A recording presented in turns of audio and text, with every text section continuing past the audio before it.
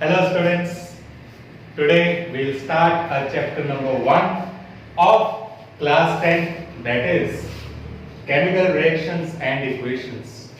Okay, so we will do chemistry today.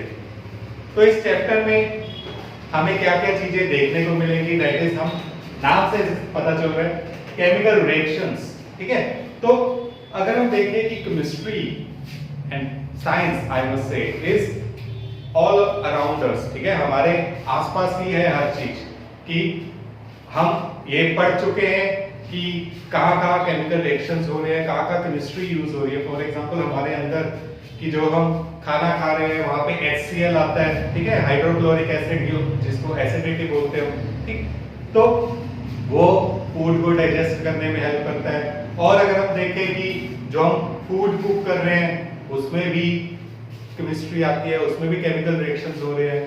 और अगर हम देखें तो जनरली हम देखते हैं कि रस्टिंग ऑफ आयरन, तो rusting of iron is also a chemical reaction. ठीक, तो ये सारे एक केमिकल प्रोसेसेस हैं जो हमारे आसपास होते हैं. फाइन.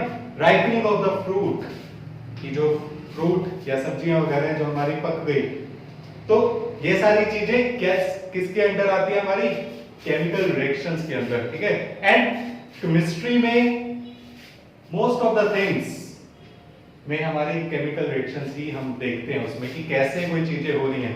ठीक, कैसे वो केमिकली रिएक्ट कर रहे हैं. फॉर एग्जांपल कि हम जो कहते हैं कि अगर मुझे वाटर बनाना है तो we all know that the formula for water is H2O. तो हम क्या करते थे, हाइड्रोजन को ऑक्सीजन के साथ रिएक्ट करके वी कैन से हमने H2O बना लिया. ठीक है, ऐसे ही और हमारे जो लाइफ में प्रोसेसेस चल रहे हैं, जो केमिकल प्रोसेसेस हो रहे हैं, कैसे कि हम देखेंगे. हम बहुत क्यूरियस होते हैं जब हम वीडियोस देखते हैं कि रिएक्शंस होने पे कलर चेंज हो गया, रिएक्शंस होने पे ये हो गया.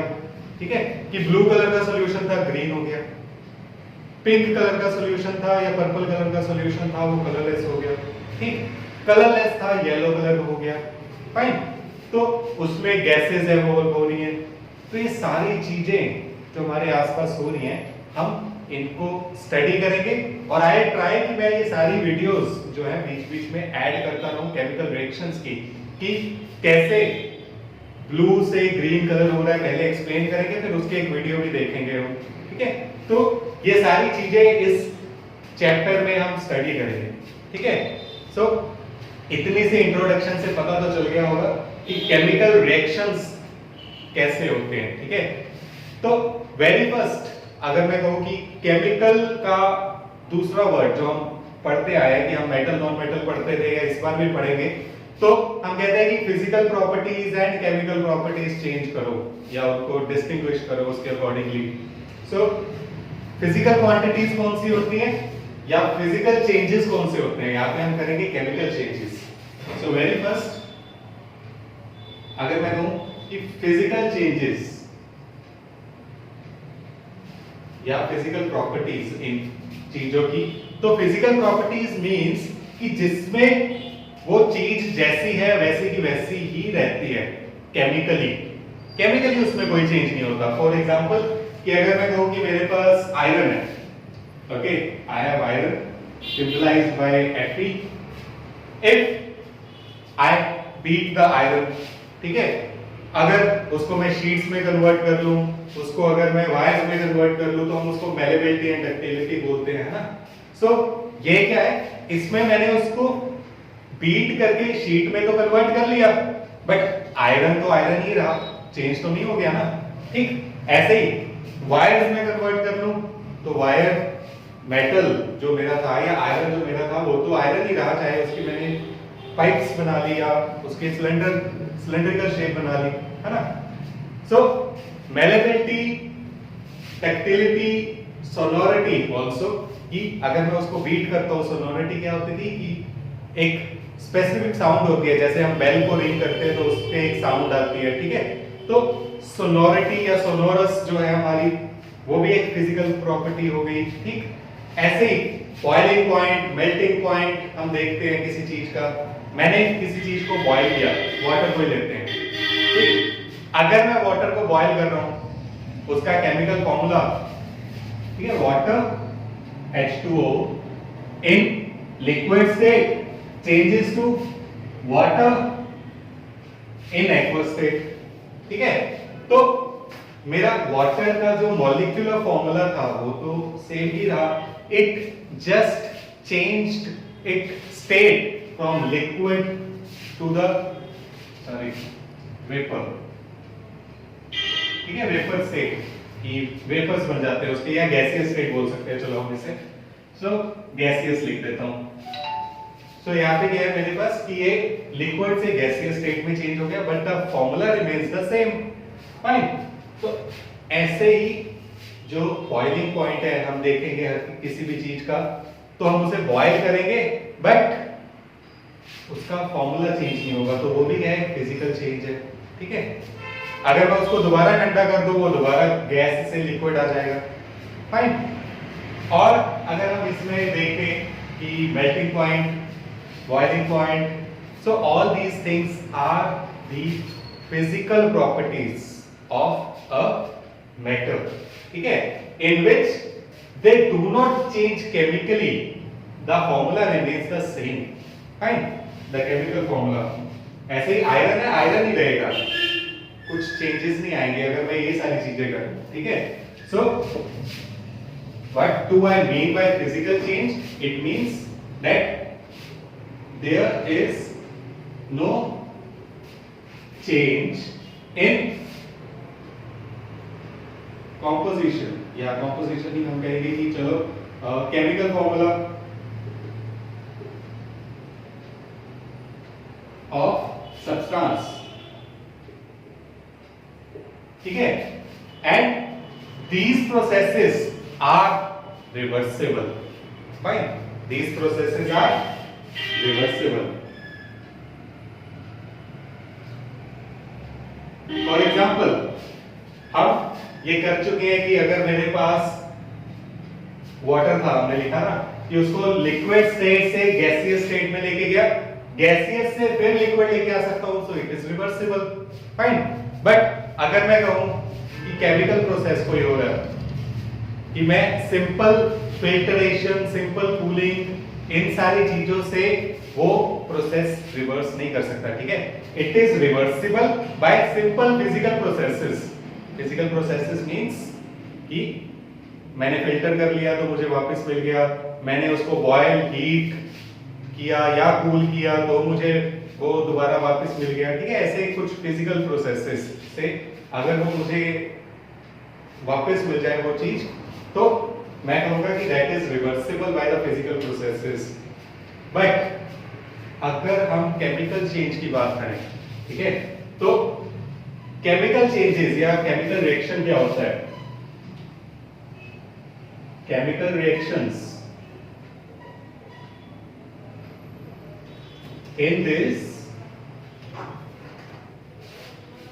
one or more substances react to give new products, ठीक है। तो इसमें क्या हो रहा है कि चीजें चेंज होती हैं और एक नया प्रोडक्ट बनता है, ठीक है। नया प्रोडक्ट मींस उसकी प्रॉपर्टीज भी अलग होंगी, ठीक है, वो अपने जिससे वो बना उससे बिल्कुल अलग होगा। For example if I say कि मेरे पास यही, हम वाटर वाला एग्जांपल लेते हैं कि ये मेरे पास है,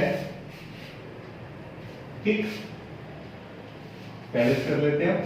सो हाइड्रोजन की अलग प्रॉपर्टीज थी, ऑक्सीजन की अलग प्रॉपर्टीज थी, बट जब वाटर बना उसकी प्रॉपर्टीज बिल्कुल डिफरेंट है, ठीक है।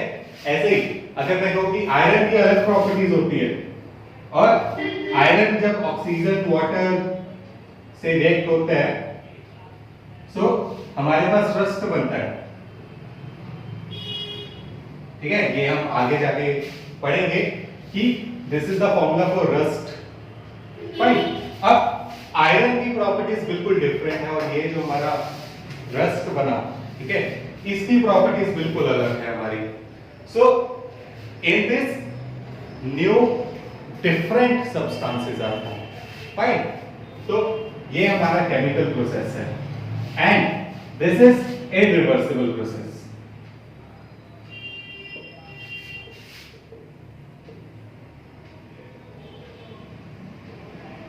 ठीक है, तो chemical processes are irreversible. Can I think that अगर फ्रूट हमारा राइप हो गया, ठीक है, फ्रूट हमारा पक गया और मैं कहूँ कि वापस सीड बन जाए, ठीक है, वो ही फ्रूट वापस सीड बन जाए, सो नहीं होगा. फाइन. अगर मैं कहूँ कि ऐसे ही हमने फूड को कुक कर लिया आपने, ठीक है, मैं कहूँ कि नहीं भाई मुझे दोबारा आटा ही चाहिए, ठीक है, मुझे वो चपाती नहीं चाहिए, तो can I revert it back? No. Fine. So chemical reactions are irreversible by the physical processes. Fine. Heating, cooling, filtrations, etc. से इनको हम रिवर्स नहीं कर सकते. So ये है हमारे chemical and physical processes. ठीक है. तो ये physical process थे, ये chemical process हो गए. आगे अगर हम देखें कि ये chemical reaction में क्या-क्या चीजें इन्वॉल्व होती हैं. So in a chemical reaction we involve reactant and products. ठीक है, what do we involve in it? We involve reactants and products in a chemical reaction. Now what is this reactant, what is this products? So reactants are basically which take part in chemical process. ठीक है, so these are the substances which take part in the chemical process. Means ये chemically react करके हमारे पास new substance बनाएंगे और यही हमें name भी बता रहा है. ठीक है, name suggests reactant means they will react to give us the products. Okay, so products क्या होंगे? The new substance form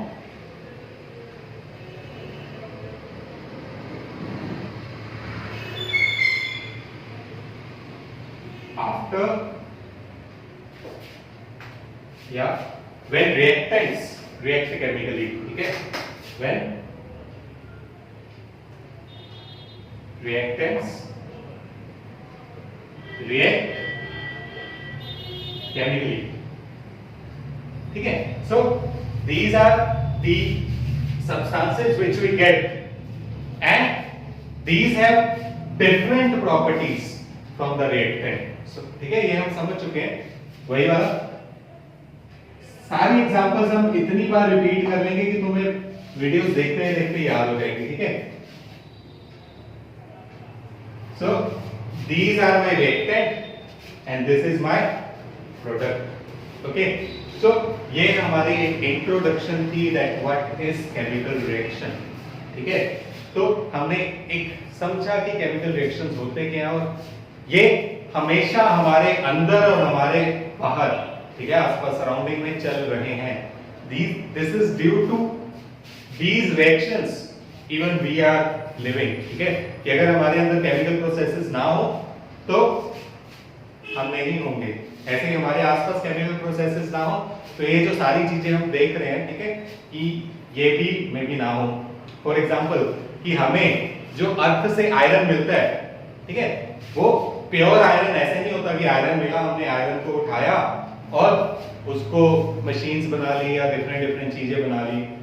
ऐसा नहीं होता. हमें आयरन मिलता है मिक्स्ड फॉर्म में, केमिकली रिएक्टेड फॉर्म में, तो उससे हमें आगे कन्वर्ट करना पड़ता है कि आयरन में केमिकली उसको हम आगे जाके पढ़ेंगे कि हम केमिकली उसको डिफरेंट स्टेजेस में डिफरेंट केमिकल रिएक्शन करते हैं जिसके कारण हम वहां से आयरन एक्सट्रैक्ट करते हैं and then we are able to use the iron. ठीक है, सो अगर ये केमिकल रिएक्शंस ना हो तो हम कुछ भी ना कर पाए. ठीक है, तो हम ये सारी चीजें, for example polythenes, for example rubbers, for example हमारे जो व्हीकल्स चल रहे हैं, ये सारे केमिकल रिएक्शन पे हैं, हम चल रहे हैं केमिकल रिएक्शन में. ठीक है, so all these are due to the chemical reaction and hence this chapter would be interesting to you, ठीक है। एज ए सेड कि मैं बीच में वीडियोस भी ऐड ऑन करूंगा इनकी केमिकल रिएक्शन होते हुए, so that would be an interesting part in it, okay. चलो तो हम नेक्स्ट करते हैं इसमें। नेक्स्ट इज कि हम केमिकल रिएक्शंस को लिखते कैसे हैं, फाइन। अगर और हम केमिकल रिएक्शंस इसमें देखें तो कैसे कैसे होते हैं। फॉर एग्जांपल तुम्हारी एनसीईआरटी बुक में एक रिएक्शन गिवन है मैग्नीशियम के साथ, that if we heat the magnesium और बर्न द मैग्नीशियम, ये आज ही याद कर लो, burning means reaction with oxygen, ठीक है। आगे सारे केमिस्ट्री में यूज करेंगे हम इसको। Burning means reaction with oxygen, then वहां पे लिखा हुआ है, ऐसे लिखा है मैग्नी, ठीक है, magnesium, sorry, magnesium reacts with oxygen, चलो ऊपर लिखा ही हमने कि गिव्स MgO, ठीक है। इसको अगर बैलेंस करो तो ऐसे मेरे पास ये बन जाएगा, fine.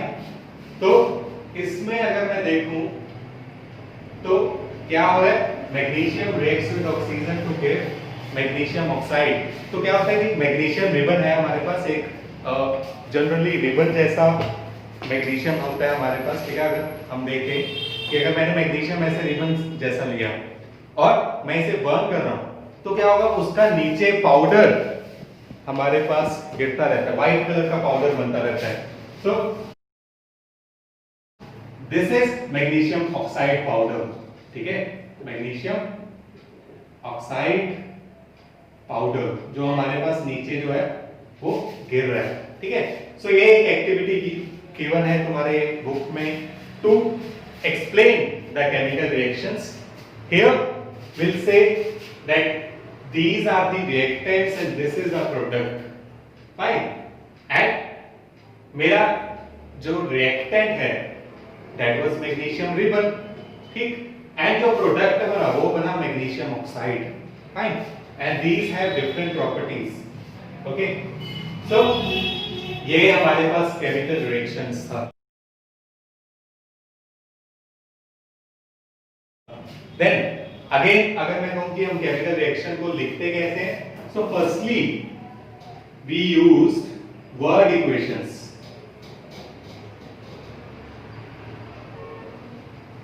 Now word equations means that we write the chemical reaction in words, okay. For example अगर मैं इसका लिखूं कि I have hydrogen plus oxygen will give me water, ठीक है। so this was the word equation but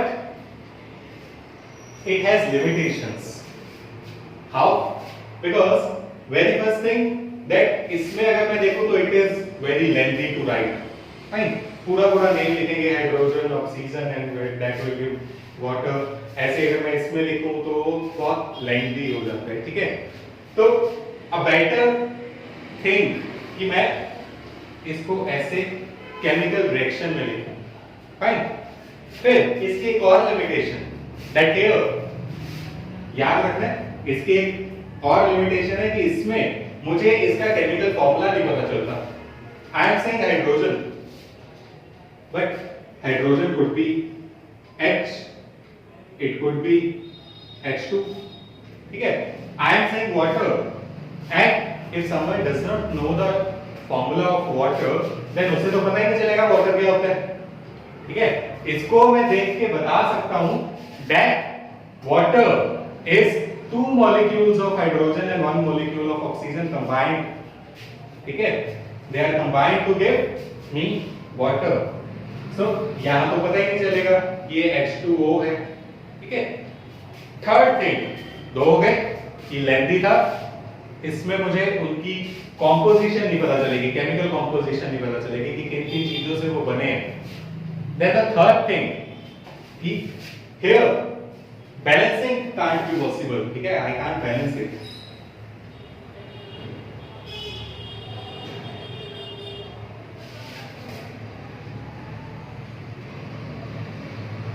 ठीक है, I can balance this word equations कि मुझे जब पता ही नहीं यहाँ पे H है कि H2 है, यहाँ पे O है कि O2 है, यहाँ पे क्या फॉर्मूला है मुझे नहीं पता, सो मैं इसे बैलेंस कैसे करूंगा? एंड अगर मैं बैलेंस नहीं करूंगा तो मुझे कैसे पता चलेगा कि मुझे 2 मॉलिक्यूल चाहिए हाइड्रोजन के, 1 मॉलिक्यूल चाहिए ऑक्सीजन का, तब जाके 2 मॉलिक्यूल बनेंगे वाटर के, ठीक है? तो यहाँ तो मुझे पता ही नहीं चल रहा, मैं तो कह रहा हूँ भाई हाइड्रोजन करो रिएक्ट ऑक्सीजन से एंड उससे वाटर बना लो, fine.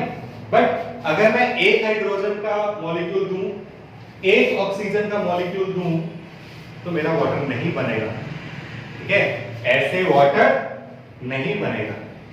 So that's why we discarded this word equations, and then we started writing the chemical reactions in the form of symbols, ठीक है? So now we'll study the chemical reactions in symbols.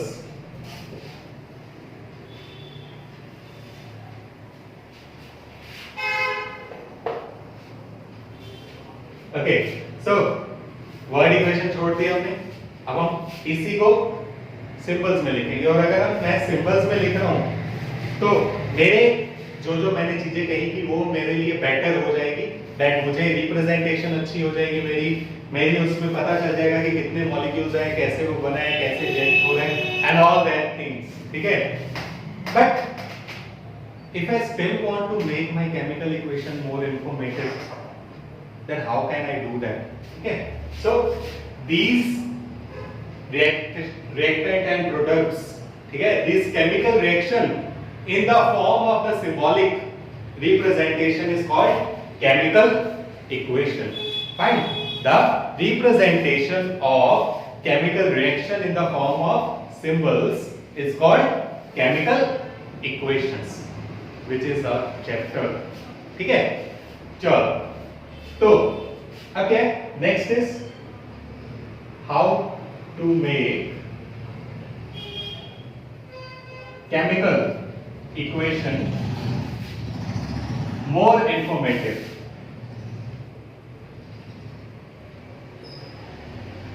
Okay, तो ये कैसे करें भाई? अब मुझे इसको और इंफॉर्मेटिव बनाना है। अब सोच के देखो इसमें क्या कमी दिख रही है, मैं इसको और कैसे जो है इंफॉर्मेटिव बना सकता हूं। सो वेरी फर्स्ट थिंग कि यहाँ पे अगर, ठीक है, अगर मुझे नहीं पता कि ये क्या चीजें हैं, ठीक, मैंने क्या दिया कि मैग्नीशियम ऑक्सीजन से रिएक्ट कर रहा है, but I don't know that magnesium is a liquid, is you know gas और सॉलिड, तो I don't know the state of the matter, fine. So very first कि इसको और इंफॉर्मेटिव बनाने के लिए, ठीक है, मैं क्या करूंगा, I write the state of matter, ठीक है? For example, if I say zinc, symbol Zn, or this thing you have to remember that if we have a chemical substance which includes 2 alphabets, then do remember that first alphabet is capital and the second is not capital, ठीक है? इसको small ही लिखना है, ये याद रखना है, fine? So zinc reacts with lead, sulfuric acid, ठीक है? sulfuric acid is H2SO4। अब हाइड्रोजन है, एक सिंबल होता है कैपिटल ही आएगा, सल्फर है, एक सिंबल होता है कैपिटल ही आएगा, ऑक्सीजन है, एक सिंबल ही होता है ऑक्सीजन का O, तो ये भी कैपिटल ही है, fine? It will give me ZnSO4 plus H2, ठीक है? तो यहां अगर मैं स्टेट्स लिखनी चाहूं तो मेरे पास क्या होगा, zinc is a metal and hence was in solid state, then this is aqueous, ठीक है? H2SO4 is in aqueous state, ऐसे ही मेरे पास sulfuric acid is in aqueous state and this is hydrogen is in gaseous state, ठीक है? एक हम आगे topic और पढ़ेंगे एवोल्यूशन ऑफ गैस, उसमें इस रिएक्शन का एक वीडियो भी शायद मैं दिखाऊं, ठीक है? तो उसमें भी हम इसको दोबारा पढ़ेंगे।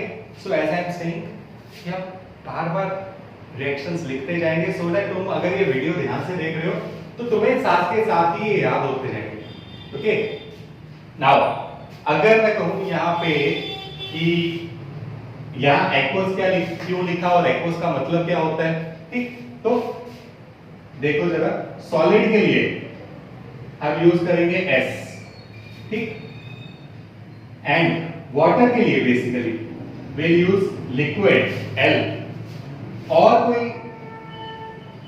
कोई चीज जो हमारी क्या है लिक्विड स्टेट में, उसके लिए हम यूज करेंगे एक्वस, ठीक है। फॉर एग्जांपल H2SO4 के लिए we are using aqueous. Now what is the difference between this liquid and aqueous? It means liquid हमारा होगा वो वाटर के लिए, aqueous are the things which are being made, which are being formed by using the water, ठीक है। तो अगर मैं कह रहा हूं कि मेरे पास H2SO4 है, तो H2SO4 कैसे बना है, हमने वाटर में सॉलिड H2SO4 ऐड किया, उसको मिक्स किया, अब जो सॉल्यूशन बना दैट इज माय H2SO4, ठीक है।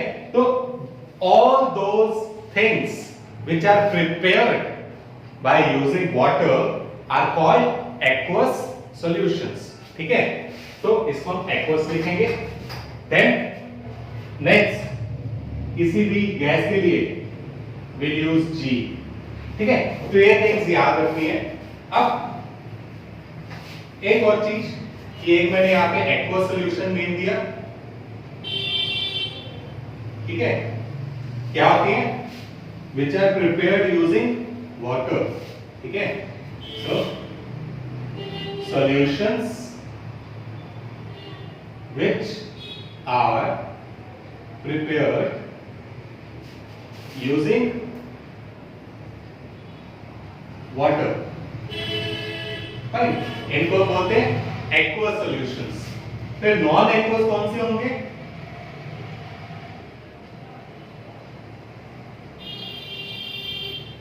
Non aqueous solutions are those which are not prepared using water, something else is added to it. For example, tincture iodine,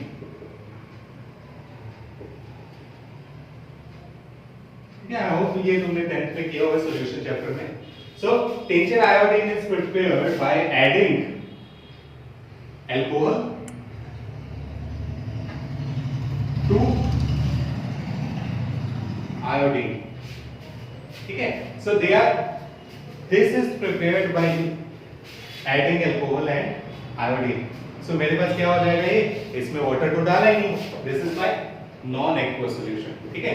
तो इसलिए यहाँ पे एक्वस लिखा, और अगर मेरे पास वाटर होगा तो उसके लिए हम लिक्विड लिखेंगे, फाइन। तो पहली चीज क्लियर है that how to make a chemical equation more informative. So yes, यहाँ पे मैंने सिंपलाइज कर दिया कि इसमें अब मुझे पता है कि मुझे अगर मैं खुद रिएक्शन बनाना चाहता हूँ, मैं खुद करना चाहता हूँ, तो मैं क्या देखूंगा कि जिंक मुझे सॉलिड चाहिए और सल्फ्यूरिक एसिड मुझे चाहिए एक्वस, ठीक है। तो ये एक्वस सॉल्यूशन में हम जिंक डालेंगे, उसके कारण एक रिएक्शन होगा जिसमें ये मेरे पास सल्फ्यूरिक एसिड प्लस हाइड्रोजन बन जाएगा, फाइन। नाउ इफ आई से और कैसे इंफॉर्मेटिव बनाए इसे, so I can make it more informative by writing the evolution of gas, कि अगर मैं बता पाऊं कि एवोल्यूशन ऑफ गैस हो रही है उसमें, ठीक है। सो वो हम कैसे करते हैं,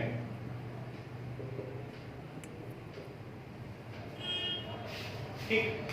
सो हम ऐसे ही एक और एग्जांपल ले लेते हैं, चलो ये नहीं लेते, या ये एग्जांपल भी हम शो कर सकते हैं, फाइन, कि इसमें भी क्या हो रहा है, इसमें हाइड्रोजन गैस इवॉल्व हो रही है, फाइन। तो जब भी हम एवोल्यूशन ऑफ गैस को रिप्रेजेंट करना चाहेंगे किसी इक्वेशन में, so we can draw this upward arrow, and this upward arrow means कि गैस ऊपर की तरफ निकल गई, ठीक है, या गैस जो है वो इवॉल्व हो रही है। सो इसको हम डिनोट कर सकते हैं केमिकल इक्वेशन में। तो इसके लिए एक रिएक्शन लिखते हैं हम, लेट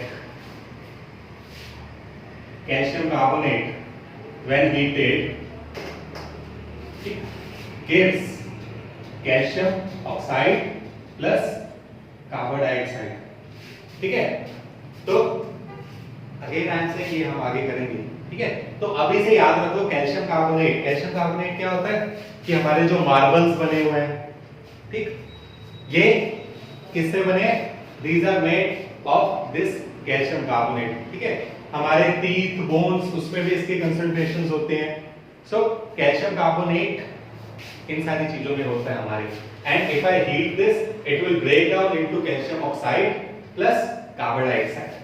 सो यहां पे इसको हम एक और नेम देते हैं लाइमस्टोन। ठीक है, इसका नेम है लाइमस्टोन एंड इसका नेम है क्विकलाइम। फाइन। सो अभी मे भी तुम्हें लग रहा हो कि सर बहुत ज्यादा रिएक्शंस लिख रहे हैं, इतने सारे इकट्ठे याद करने मुश्किल हो जाएंगे, बट ट्रस्ट मी, इफ अभी ये सारी चीजें तुम्हारे दिमाग के अंदर जानी शुरू हो गई, अभी तुम्हें ये चीजें याद हो गई, तो आगे पूरी केमिस्ट्री बहुत स्मूथली चलेगी। ठीक है, तो फर्स्ट वीडियो हमेशा किसी भी चैप्टर की उस पर बहुत ध्यान देना होता है, because introduction of the chapter is most important. ठीक है, सो इसका नाम क्या होता है? क्विकलाइम, सॉरी लाइमस्टोन, और इसका quicklime. Fine. And I have represented the evolution of carbon dioxide gas. Fine, I have represented the evolution of carbon dioxide. So ऐसे ही अगर मैं और इसमें represent करना चाहूँ कि suppose if I say if an acid reacts with calcium carbonate, ठीक है? So let me react an acid HCl with calcium carbonate. Then it will give me calcium chloride plus water plus carbon dioxide. ठीक है, सो यार देखो इसमें भी अगर मैं स्टेट्स लिख दूं तो मेरे पास सॉलिड है, ये मेरे पास सॉलिड है और वो गैस थी। इसमें देखो HCl which is aqueous is added to the calcium carbonate, ठीक है, which is solid, it will form the aqueous calcium chloride and liquid water plus again carbon dioxide is evolved out। ठीक है, so evolution of gas के लिए 3 reaction लिखे मैंने यहाँ पे। I have written over here the ये reaction भी आ जाएगा इसमें। ठीक है, zinc plus sulphuric acid will give zinc sulfate plus hydrogen, evolution of gas। Fine। फिर calcium carbonate reacts with calcium oxide, reacts to give calcium oxide and carbon dioxide। ऐसे एक और रिएक्शन हमने कर लिया। So in all these reactions ध्यान से देखो इन्हें, ठीक है, एक दो बार रीड कर लो। क्या है मेरे पास? एवोल्यूशन ऑफ गैस हो गया। Fine, but one interesting thing, ध्यान से सुनो कि मुझे पता कैसे चलेगा, हाइड्रोजन गैस भी हमारे एटमॉस्फेयर में भी होगी, मुझे पता कैसे चलेगा कि ये हाइड्रोजन गैस निकल रही है? मुझे कैसे पता चलेगा कि कार्बन डाइऑक्साइड गैस निकल रही है?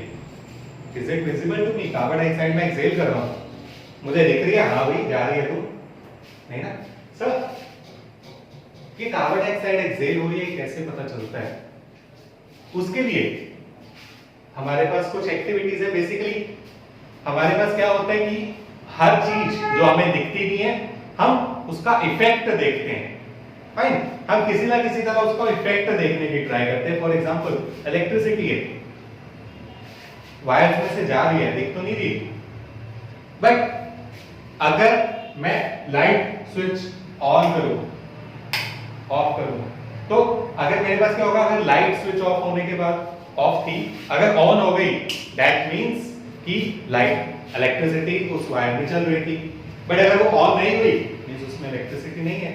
सो दिस इंडिकेट मी कि इलेक्ट्रिसिटी जा रही है। ठीक है, मैंने उसका इफेक्ट देखा कि अगर लाइट ग्लो होगी, अगर बल्ब ग्लो होगा तो इलेक्ट्रिसिटी है, वरना नहीं है। इन द सिमिलर वे हम हाइड्रोजन के लिए क्या करते हैं कि हम हाइड्रोजन जब निकल रही है, ठीक है, उसके आगे एक मैच स्टिक रखते हैं कि हमने क्या किया, थोड़ी सी फायर उसके आगे करी, तो then the bubbles of hydrogen gives us the pop sound, ठीक है, बना के दिखाता हूं मैं। तो if I have suppose a container, ठीक है, don't go for the इस पे ड्राइंग पे नहीं जाना, ठीक है, मेरी ड्राइंग तुम्हें पता है अगर बाकी वीडियोस देख रहे हो। तो इसमें क्या है, इस कंटेनर में या हम कॉनिकल फ्लास्क बना लेते हैं, चलो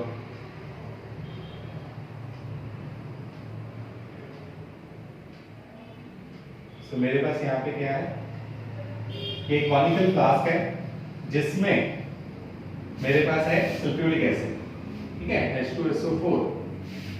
फिर इसके ऊपर मैंने क्या किया, एक कॉर्क लगा दी,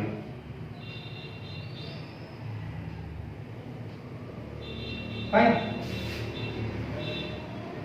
सो अब क्या हुआ, मैंने इसके अंदर जिंक ग्रेन्यूल्स डाले, जिंक ग्रेन्यूल्स मींस जिंक के स्टोन डाले यहां से। सो ये हो गया, दोनों रिएक्टेंट आ गए इसमें।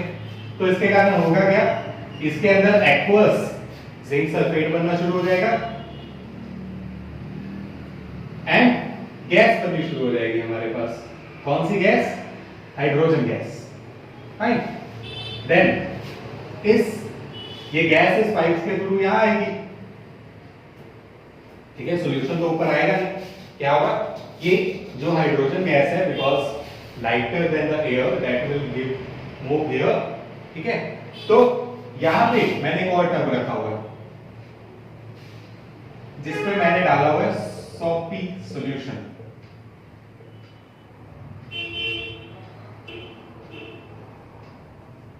ठीक है। तो इसमें मैंने क्या डाला हुआ है, सोप सॉल्यूशन डाला है। सो अब क्या है कि जब हाइड्रोजन गैस यहां से निकलेगी, यहां से जाएगी, यहां से जाएगी, यहां से जाएगी, तो क्या होगा, यहां पे हम सोप सॉल्यूशन, हम छोटे होते बड़ा करते होते थे कि पाइप से हम वो सोप बबल्स बनाते थे, ठीक है। तो यहां पे भी क्या होगा, सोप बबल्स बनने शुरू हो जाएंगे ऐसे, ठीक, हाइड्रोजन गैस के। एंड अगर मैं इसके पास मैच स्टिक लेके जाऊं, ठीक है, इस बबल के पास, तो क्या होगा, वो जो हमारा ये बबल है ये ब्लास्ट करेगा, ठीक है, विद द पॉप साउंड। सो जब ये ब्लास्ट करेगा विद द पॉप साउंड, तो मैं कहूंगा कि हाइड्रोजन भी ऐसे ही करता है, ठीक है। Hydrogen gives a pop sound when a match stick is approached near the soap bubble, ठीक है। सो यहाँ पे क्या है मेरे पास, ये सोप बबल के पास जब मैं मैच स्टिक लेके आऊंगा या कैंडल लेके आऊंगा, फायर लेके आऊंगा बेसिकली, तो it will pop sound, it will give the pop sound, ठीक है। सो यही इसकी कैरेक्टरिस्टिक प्रॉपर्टी है, यही इसकी पहचान है, ठीक है। तो दिस इंडिकेटेड मी दैट ये हाइड्रोजन गैस है, फाइन। तो ये हम लिख लेते हैं, याद रखो that hydrogen gives pop sound with fire, ठीक है। ऐसा क्यों होता है, because if you have heard or may be you may not have heard कि हम रॉकेट्स में कौन सा फ्यूल यूज करते हैं, वी यूज हाइड्रोजन, ठीक है। रॉकेट में जो हम फ्यूल प्रोपेलेंट यूज करते हैं दैट इज हाइड्रोजन, बिकॉज ये बहुत ज्यादा जल्दी आग पकड़ता है, ठीक है, बहुत ज्यादा हीट देता है। एंड जब इसके आगे मैं फायर रखूंगा तो क्या होगा, ये बर्स्ट हो जाएगा ये बबल, ठीक, एंड बबल बर्स्ट होगा तो उसके कारण पॉप साउंड देगा मुझे। So that is why this is the characteristic of hydrogen gas. तो अगर मुझे पता लगाना है कि इसमें से हाइड्रोजन गैस निकल रही है या नहीं निकल रही, I will do this activity, fine, easy है, समझ आ गया, यहां से हाइड्रोजन गैस यहाँ सोप बबल्स में जाएगी, फाइन। तो इससे मुझे पता चल गया कि हाइड्रोजन गैस निकलती है। आगे कभी भी पता करना हो हाइड्रोजन गैस निकलती है या तुम्हारे पेपर में भी आता है, ठीक, तो हम इस एक्टिविटी से करेंगे कि draw the activity. So this is the activity, right. Then carbon dioxide का कैसे पता करें, कि कार्बन डाइऑक्साइड जो है वो निकल रही है किसी भी जगह से, तो उसके लिए भी एक ऐसी प्रोसेस है that carbon dioxide turns lime water milky. याद रखना है कि अब देखो लाइम वाटर आइडिया हो गया होगा कि ये क्विकलाइम है, ये है मेरा लाइमस्टोन। तो लाइम वाटर क्या है? लाइम वाटर होता है हमारा CaOH ट्वाइस, ठीक है, this is called lime water, fine. So if I add, ये कलरलेस होता है, ठीक है, इसकी फोटो ऐड कर दूंगा मैं बीच में, this is colourless. And if I add carbon dioxide to it, then इससे जो रिएक्शन होगा that will form calcium carbonate, and ये व्हाइट कलर का होता है, ठीक है। तो मेरे पास व्हाइट कलर आ जाएगा उसमें, तो कलरलेस से व्हाइट आना शुरू हो गया, फाइन। तो इससे मैं कहूंगा कि जो लाइम वाटर है which was colorless that has turned to milky white color, ठीक है, एंड इसको हम बोलते हैं lime water. Carbon dioxide turns, लिखते हैं हम इसे, carbon dioxide turns lime water milky.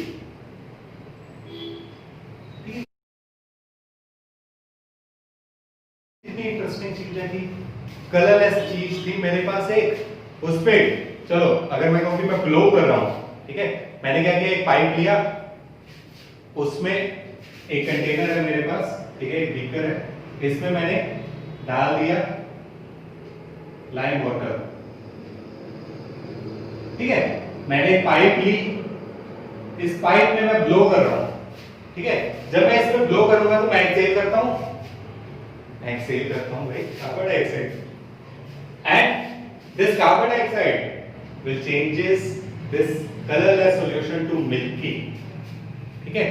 तो ऐसे मुझे ये भी पता चल गया कि यस मैं कार्बन डाइऑक्साइड एक्सेल करता हूं, ठीक है।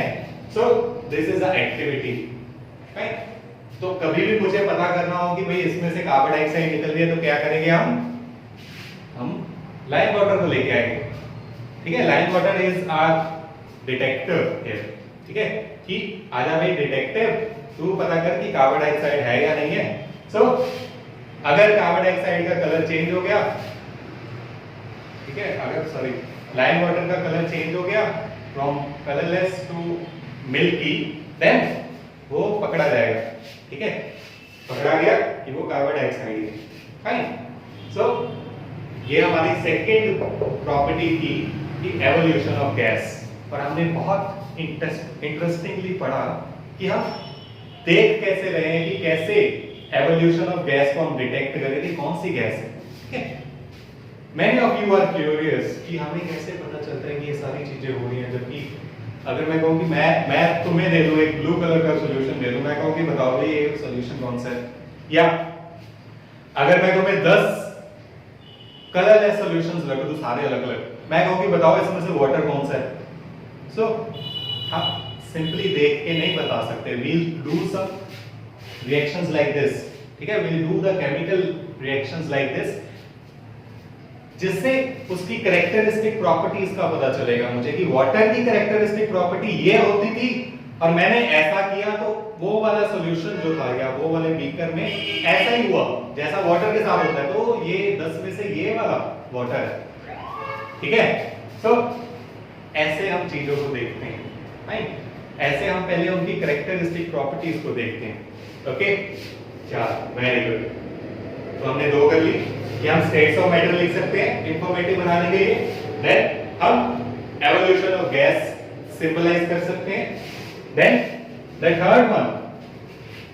थर्ड वन इज कि हम हीट एवोल्यूशन या हीट गिवन वो बता सकते हैं कि अगर मैं कहूं कि कोई रिएक्शन है, ठीक है, for example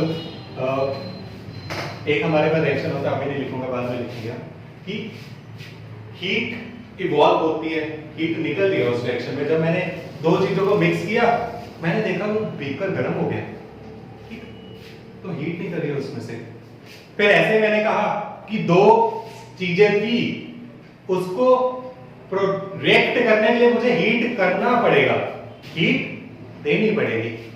then I will say ये मेरे पास, मुझे कैसे पता चलेगा भाई कि सिंपली एक रिएक्शन को देख के मैं इस रिएक्शन में बता सकता हूं कि इसमें मुझे हीट देनी पड़ी है, इसमें हीट लेनी पड़ी, नहीं बता सकता ना। सो क्या है यहाँ पे कि हम इस चीज को भी ऐड कर सकते हैं इसमें इंफॉर्मेटिव बनाने के लिए कि जो उसका एवोल्यूशन ऑफ गैसेस बता रहे हैं, सॉरी हम क्या कर रहे हैं, हीट बता रहे हैं उसकी कि हीट निकल रही है या हीट हम दे रहे हैं, ठीक है। ऐसे इसका अगर मैं लिखूं, ये एक्वस था, ये गैस है एंड ये हमारा सॉलिड है, ठीक है। So our third point here is heat, ठीक है, कि हम हीट की इंफॉर्मेशन दे रहे हैं। तो सबसे पहले हमें पता होना चाहिए कि अगर कोई रिएक्शन हीट देता है तो हम उसे क्या बोलते हैं, अगर वो हीट लेता है तो हम उसे क्या बोलते हैं, ठीक। तो very first is exothermic process,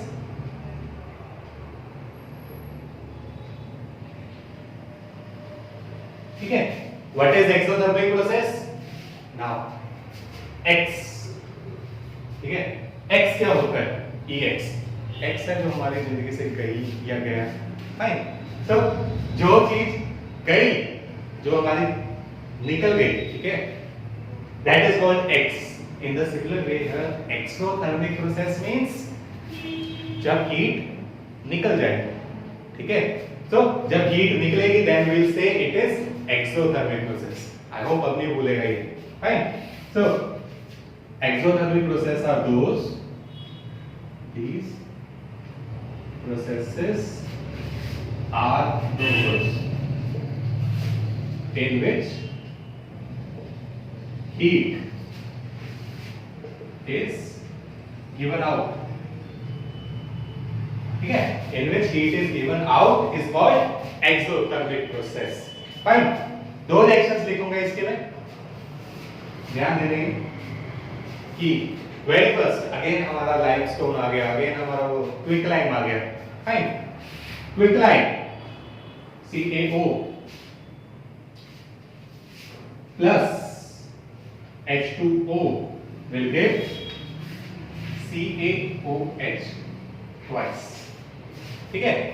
अब इसका अगर मैं लिखूं, ये है मेरे पास क्विकलाइम, ठीक है, इसका दूसरा नेम भी है कैल्शियम ऑक्साइड, फाइन। इसका नेम कैल्शियम हाइड्रोक्साइड या लाइम वाटर, या एक और नेम होता है इसका स्लेक्ड लाइम, ठीक है। तीन नेम है भाई इसके। सो इसमें अगर हम देखें कि तुमने देखा हो कि शायद ना भी देखा हो आपकी जनरेशन में कि पहले जो हमारे पेंट होते थे, पेंट नहीं होते थे, चूना होता था तब, जो वर्डिंग बोली जाती थी, ठीक है। तो तब क्या था, जब व्हाइट वॉश होता था हमारे, तो उसमें कैल्शियम कार्बोनेट लेते थे हम, उसको एक ड्रम में डालते थे और पानी डाल देते थे, ठीक है। Calcium carbonate is solid and this is liquid.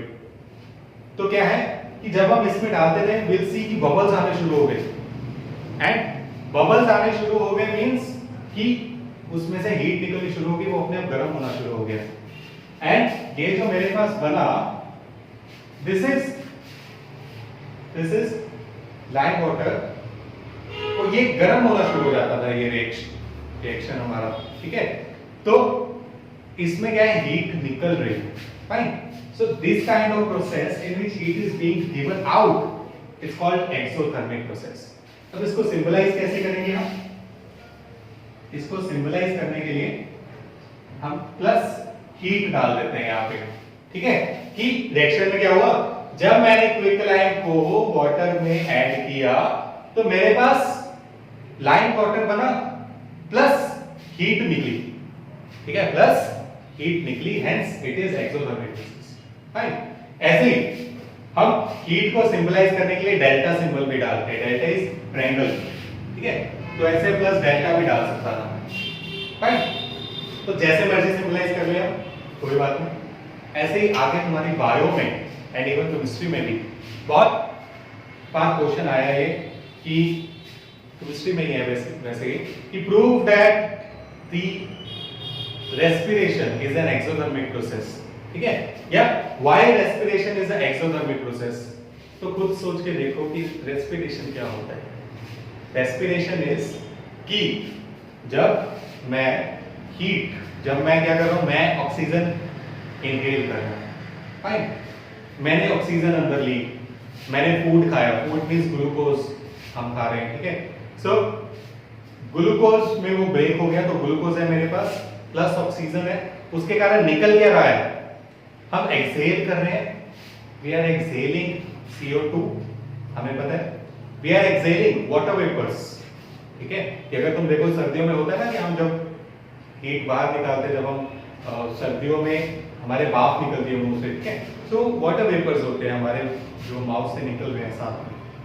Then plus अगर मैं देखूं कि हमारी जो ब्रीथ होती है that is somehow at a higher temperature, ठीक है, वो थोड़ी सी ज्यादा गर्म होती है, so this is the actually process which is taking place in the body, ठीक है। रेस्पिरेशन का अगर तुमने ध्यान से सुना है तो रेस्पिरेशन में क्या क्या बोला मैंने कि हम खाना खा रहे हैं, ऑक्सीजन ले रहे हैं, कार्बन डाइऑक्साइड दे रहे हैं, वाटर दे रहे हैं, प्लस हीट दे रहे हैं, ठीक है। सो यही है हमारा रेस्पिरेशन का मेन रिएक्शन, ठीक है। सो इट इज C6H12O6, ये होता है glucose, plus we are taking oxygen which will react to give the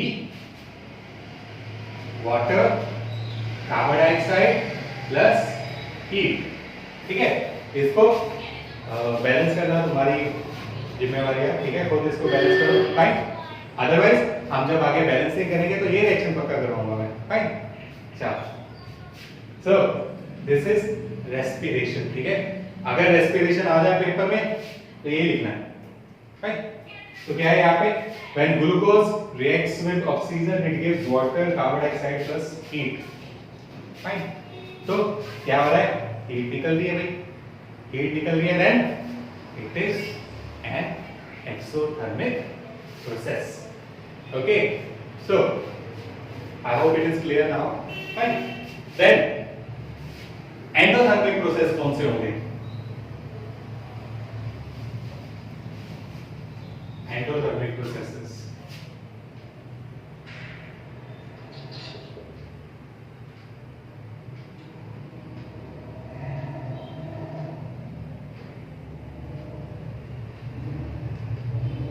so endo opposite to the exo one, endothermic is the process in which heat is given, heat is taken, ठीक है। कि अगर मेरे पास क्या हो रहा है कि हीट जो है हम दे रहे हैं उसको रिएक्शन को, then it is called endothermic process। अब कौन कौन सी ऐसे प्रोसेसेस होंगे जिसको हम हीट देंगे, ठीक, इसमें हम एक और भी लिख सकते थे, अभी एक और याद आया, we can write carbon plus oxygen will give carbon dioxide plus heat, ठीक है। we can write CH4 plus oxygen will give CO4, अच्छा इसमें H2O नहीं बनेगा, plus H2O plus heat, ठीक है। ये भी हम आगे जाके करेंगे, 4th चैप्टर, कंबशन बोलते हैं इसे, कंबशन मींस अभी शुरू में समझाया, दैट रिएक्शन विद ऑक्सीजन। तो हमें पता है कि अगर मैं कोल है, ये कोल को बर्न करूंगा तो कार्बन डाइऑक्साइड प्लस हीट निकलती है, ठीक है। ऐसे ही और कोई भी हाइड्रोकार्बन है, हाइड्रोकार्बन मींस हाइड्रोजन और कार्बन, जो तुम्हारा 4th चैप्टर है, ठीक, उसमें भी ऐसे ही होता है कि पेट्रोल है हमारा, डीजल है, केरोसिन है, दे ऑल आर हाइड्रोकार्बन्स, ठीक है। and LPG, CNG, all are hydrocarbon, and if I burn them, they give me carbon dioxide, water and heat. ठीक है, so this is again an exothermic process. Fine. So endothermic process कौन से होंगे? In which heat is given, ठीक है, in which heat is given to the productant reactant side. Reactant side. Fine. For example, हमने एक reaction ये किया,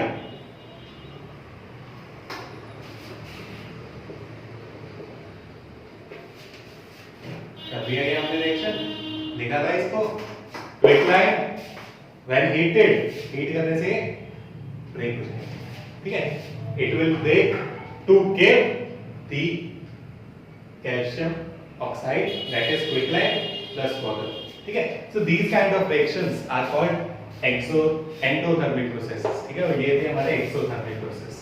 clear है? अब इसको कैसे करेंगे? या तो ऊपर हीट लिख लो, फाइन, या हम इसमें ट्रायंगल डाल देंगे, फाइन.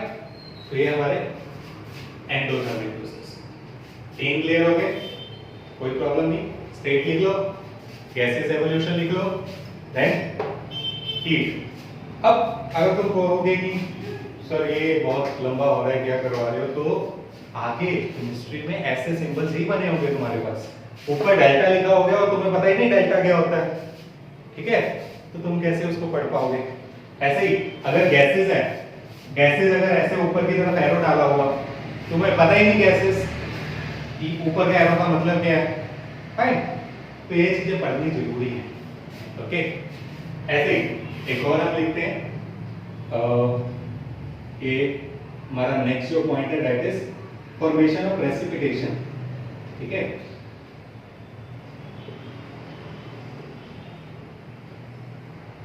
ये हम प्रेसिपिटेट को कैसे रिप्रेजेंट करेंगे? हम सबसे पहले प्रेसिपिटेट होते क्या है? सो प्रेसिपिटेट मींस कि द अनसोल्यूबल सब्सटेंसेस फॉर्म, ठीक है. क्या होते हैं? Insoluble substances. फॉर एग्जाम्पल हमने किया, अगेन देखो सारे रिपीट हो गए भाई. Lime water reacts with carbon dioxide will give calcium carbonate. अब क्या होता है? प्रेसिपिटेट इकट्ठे होकर नीचे बैठ जाते हैं, फाइन. तो इसके लिए हम नीचे वाला एरो डाल देंगे. एवोल्यूशन ऑफ गैस के लिए क्या था? ऊपर एरो डाल देते हैं, fine. So in this way I can represent the formation of precipitate. ऐसे ही प्रेसिपिटेट आगे भी आएगा तो उसको डिटेल में तब करेंगे, अभी के लिए इतने, ठीक है. एक रिएक्शन बहुत है, आगे और रिएक्शंस आएंगे तब देखेंगे. This chapter and I must say पहले 4 चैप्टर में तुम्हारे रिएक्शंस हैं, ठीक है. पहले चैप्टर में भी, दूसरे में भी, तीसरे में भी, चौथे में भी, 5वें में रिएक्शंस नहीं है. सो फर्स्ट 5 चैप्टर्स में अगर रिएक्शंस है तो तुम्हें वो रिएक्शंस को समझना बहुत जरूरी है, तो उनकी इंट्रोडक्शन समझना जरूरी है, ओके. तो ध्यान रखना है ऐसा, फाइन. देन एक और चीज, how can I make it informative, more informative? So I can write the physical conditions, ठीक है. I can write the physical conditions.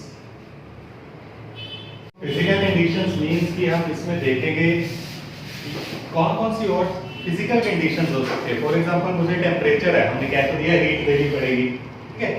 But there are some certain reactions which happen only at a particular temperature, ठीक है, या only in the particular range. So वो मुझे बतानी पड़ सकती है. एंड इफ आई से कि there are some particular reaction जो एक सर्टेन प्रेशर पे ही करने होते हैं, ठीक है, इतना प्रेशर लगाना पड़ेगा तभी वो रिएक्शन होगा, अदरवाइज नहीं होगा. सो these kind of reactions के लिए हम क्या करते हैं कि उसको भी अब मुझे बताना पड़ेगा, ठीक है, कि जनरली मैं रिएक्शन लिख दूं तो पता नहीं चलेगा उसमें, मुझे ये सारी चीजें भी बतानी पड़ेगी, fine. For example if I say there is a reaction called Haber process, ठीक है, हाँ Haber process, N2 plus H2 will give NH3, ठीक है, that is nitrogen react with hydrogen to give, this is what, ammonia, ठीक है। तो इसको अगर अब मैं बैलेंस करूं तो मेरे पास आ जाएगा यहाँ पे 2, नाइट्रोजन 2 से 2 हो गए 6, तो यहाँ 3 आ गया। So this is my Haber process. अब ये प्रोसेस क्या है कि तभी होता है if I give about 400 to 450 degree का टेम्परेचर एंड 200 एटमॉस्फेयर का प्रेशर, फाइन। तो इतना टेम्परेचर और प्रेशर हमें देना पड़ेगा, ठीक है। ये atmosphere is the unit of pressure, ठीक है, जैसे हम जनरली पास्कल बोलते हैं, तो this is also a unit of pressure, fine. So these are the physical conditions which I have to mention in a reaction to make it more informative, fine. And the last one, finally the last one is our catalyst, fine. कि catalyst में कैसे हम किसी reaction को रखते हैं या कोई रिएक्शन कैसे कैटलिस्ट की प्रेजेंस में होता है हमारा। सो सबसे पहले for many of you catalyst होता क्या है। सो कैटलिस्ट क्या है हमारे पास, it is a substance which increase rate of reaction in an reaction without actually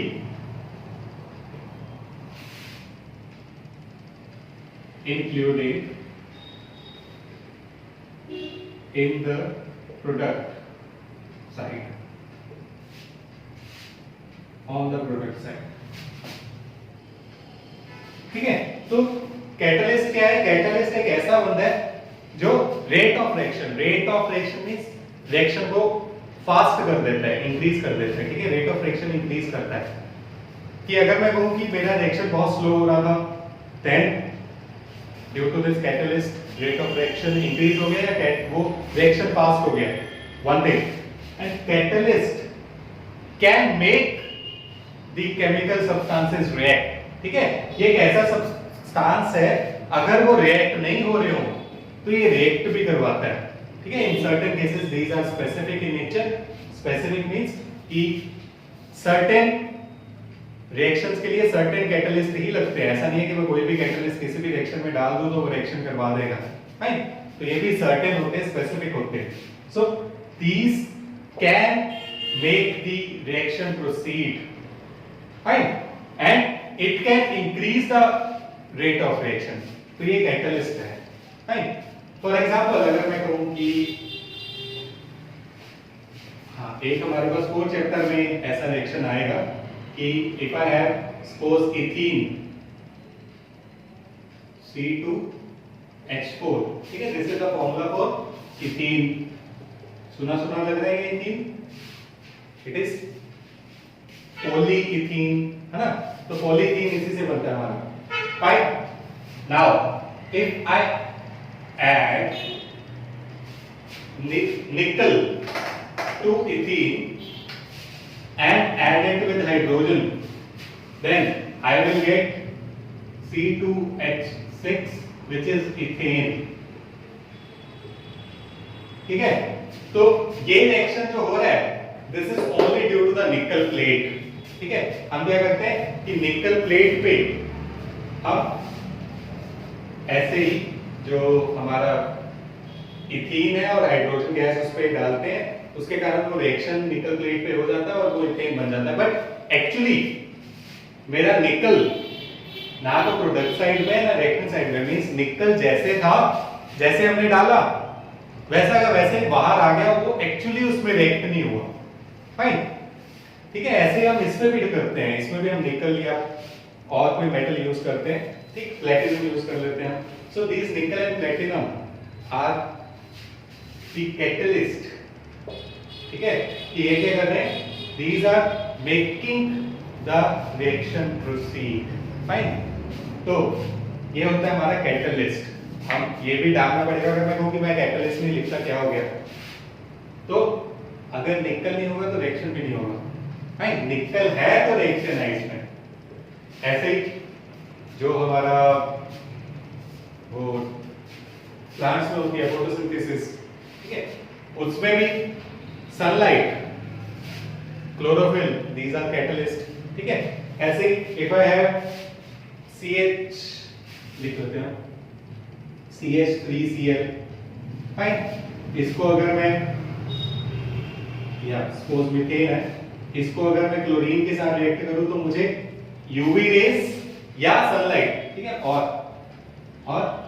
sunlight देनी पड़ेगी, तब जाके CH3Cl प्लस HCl ये बनेगा, ठीक है। Hence this sunlight is the catalyst over here. क्या करवा रहा है, सनलाइट मीथेन, इसका नेम है मीथेन, क्लोरीन के साथ रिएक्ट करके दिस, चलो इसका नेम आगे जाके पढ़ेंगे, 4th चैप्टर में पढ़ेंगे, अदरवाइज इट इज क्लोरोमिथाइल, ठीक है, या क्लोरोमीथेन, तो प्लस HCl, हाइड्रोक्लोरिक एसिड। तो ये रिएक्शन भी हमारा क्यों हो रहा है, ड्यू टू द सनलाइट। तो ऐसे रिएक्शंस में हमें क्या एरो के ऊपर लिखना पड़ेगा कि वो किस कंडीशंस में हो रहा है। This is also under the condition of physical conditions कि हम क्या क्या उसमें ऐड ऑन कर रहे हैं, ठीक है। तो यही था हमारा total how to make an chemical reaction more informative, ठीक है।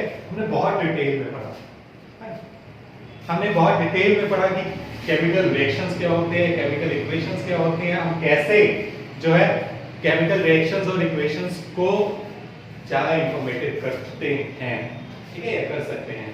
कैसे था, स्टेट ऑफ मैटर लिख के, एवोल्यूशन ऑफ गैस लिख के, एवोल्यूशन ऑफ जो हीट थी या हीट का गिवन आउट और टेकन वो लिख के, प्रेसिपिटेट था, ठीक, देन फिजिकल कंडीशंस हो गई, फाइन, एंड कैटलिस्ट हो गया। So these are the things which we can add to my chemical reaction to make it more informative. Okay, now